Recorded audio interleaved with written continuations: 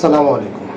গতকালকে যে বিশ্বকাপ ফাইনাল ম্যাচটা হলো, এই ম্যাচের ফলাফল আমি জানি না কিভাবে অন্যান্যরা মেনে নিবে। আমি তো কোনোভাবে গ্রহণই করতে পারতেছি না। কীভাবে আর্জেন্টিনা হারে?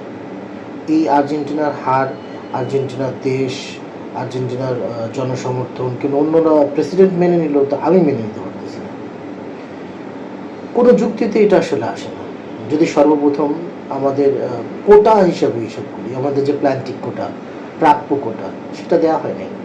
ধরে নিলাম আমরা ডি বক্সের ভিতরে ভালো করে অভিনয় করে শুয়ে পড়তে পারিনি, তো কী হয়েছে? আমাদের কোটা আমাদের দিবে না? তারপরে আসেন কার্ড। কেন? দুনিয়ায় আর কার্ড কোনো ছিল না?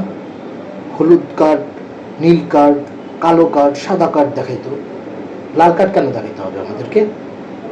তারপরে আসে সময়।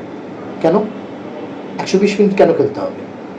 যতক্ষণ না পর্যন্ত মেসি গোল দেয়, যতক্ষণ না পর্যন্ত আর্জেন্টিনা বিজয়ী হয়, ততক্ষণ পর্যন্ত খেলা হবে। 120 মিনিট খেলতে হবে, কোন নিয়মে পাইছেন আপনি? 150 মিনিট হবে, প্রয়োজন মনে 300 মিনিট খেলা হবে। তারপরে আসেন বয়স। মানবিকভাবে কি চিন্তা করা যাইতো না?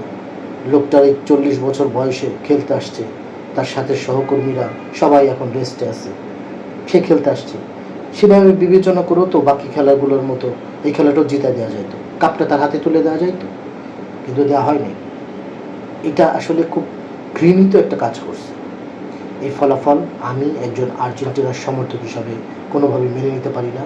আমি প্রত্যাখ্যান করছি এবং প্রতিবাদ জানাচ্ছি।